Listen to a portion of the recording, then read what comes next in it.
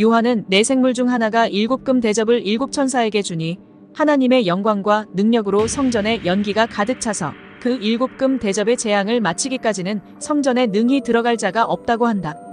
이 연기는 무저갱에서 나온 연기, 곧 사단의 비진리와는 반대되는 것으로 배도자와 멸망자를 심판하는 진노의 말씀을 가리킨다.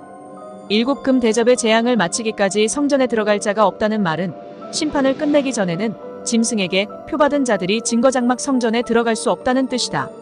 그들의 영은 이미 죽어 있으므로 7대접에 담긴 진노의 말씀을 모두 들은 후에야 짐승의 교단에서 증거장막 성전으로 나올 수 있게 된다. 요한계시록의 실상 308페이지.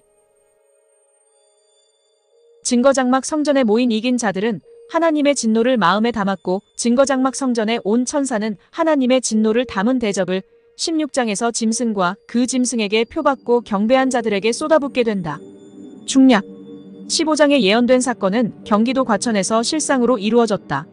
천지창조 235페이지. 요한계시록 15장 8절.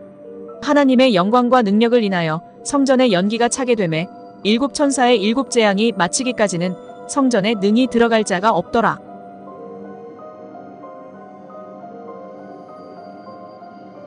신천지의 실상을 80년대만 가지고 요약해본다면 80년 3월부터 80년 9월까지 반시 같은 6개월 동안 나팔을 예비합니다.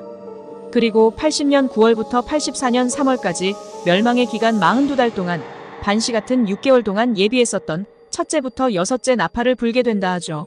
그러면서 구원의 처소인 신천지를 알린다는 겁니다. 사실 이 논리도 안 맞는 논리이긴 합니다.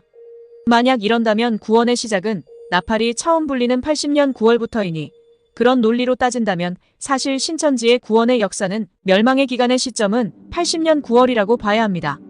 아니, 요즘 핫한 신천지의 논리인 넓은 의미로의 구원의 시점은 나팔을 예비하기 시작했던 80년 3월부터 봐야겠네요. 모든 게 다 사기구라지만요. 여튼 신천지는 멸망의 기간 42달이 지난 후 84년 3월 14일을 기점으로 7번째 나팔이 불려지게 되는 것이고 그 불려진 나팔로 인해 세상 나라가 그리스도의 나라가 되기까지 불리게 되니 지금도 7째 나팔을 불고 있다라고 말을 하고 있는 것이죠.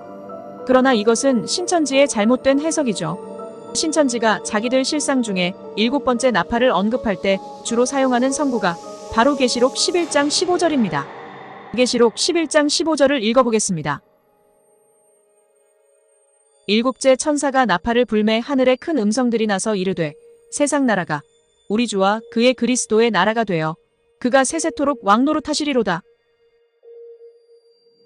신천지인들 이 계시록 11장 15절 어디에 7째 천사가 나팔을 불고 난 이후 세상 나라가 그리스도의 나라가 된다라고 합니까? 분명 7천사가 나팔을 불매라고 하지 않습니까? 뭐뭐하매라는 말은 시간차가 거의 발생하지 않는 단어입니다. 분명 The seventh angel sounded his trumpet, and there were loud voices in heaven. 을 번역한 것이고 이를 옳게 번역하면 7째 천사가 그의 나팔을 울리자 하늘에서 큰 소리가 들려왔다라고 번역해야 더 옳은 번역이 되겠죠.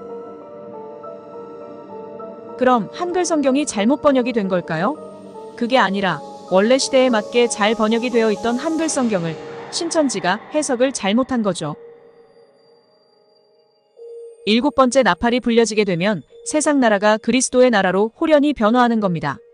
어떤 신천지의 맹도분들이 말하는 것처럼 손톱 자라듯이 천천히 자기도 모르게 라는 뜻으로 그 단어를 변개하지 마시고 국어사전에 나오는 홀연히의 정확한 뜻이 무엇인지 분별하시길 바랍니다. 앞에 계시록 15장 8절을 다시 한번 보겠습니다. 신천지 실상으로 말해 계시록 15장의 시점은 12장과 13장의 배도한 유재열의 첫 장막이 7머리 10뿔에게 멸망당하는 시점인 것이고 거기서 도망간 자들이 유리바닷가로 모인 것이고 유리바닷가로 모인 2절의 시점은 15장 5절의 증거장막성전 곧 신천지가 열리기 전이니 나팔을 예비하고 나팔이 불리면서 멸망당했던 80년 3월부터 84년 3월입니다. 그리고 계시록 15장 5절의 증거장막성전이 열린다고 하니 5절의 시점은 신천지의 창립일인 84년 3월 14일인 거죠. 신천지인들, 아니 그렇습니까? 그리고 15장 8절에 분명 7천사의 7재앙이 나옵니다. 여기서 언급하는 7천사의 7재앙이란 계시록 16장부터 쏟는 일곱 대접을 의미합니다.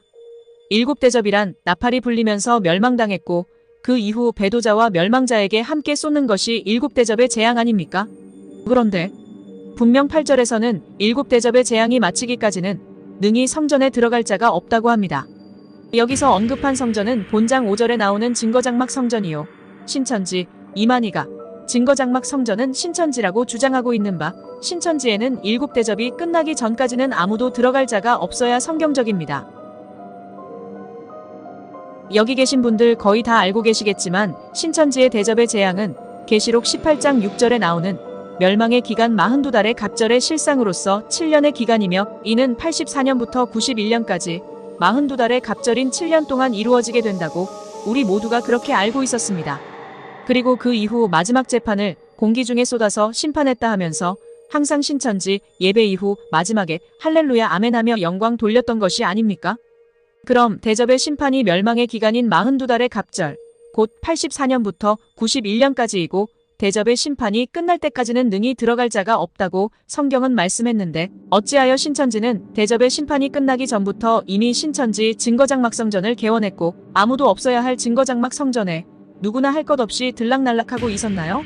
성경대로 하자면서 니네는 왜 성경을 이렇게도 무시하시나요?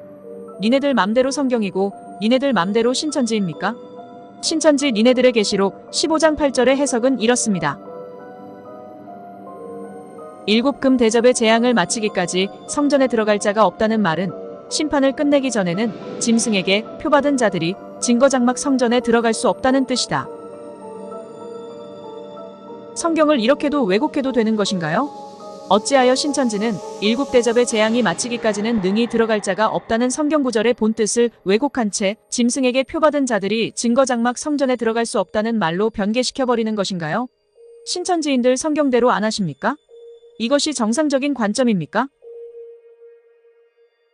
신천지와 신천지인들은 성경을 왜곡해서 보니 잘못된 세계관이 생겨난 것이고 그 잘못된 세계관으로 미래를 바라보니 계속 길을 못 찾고 헤매고 계시는 겁니다. 다음 편 계속.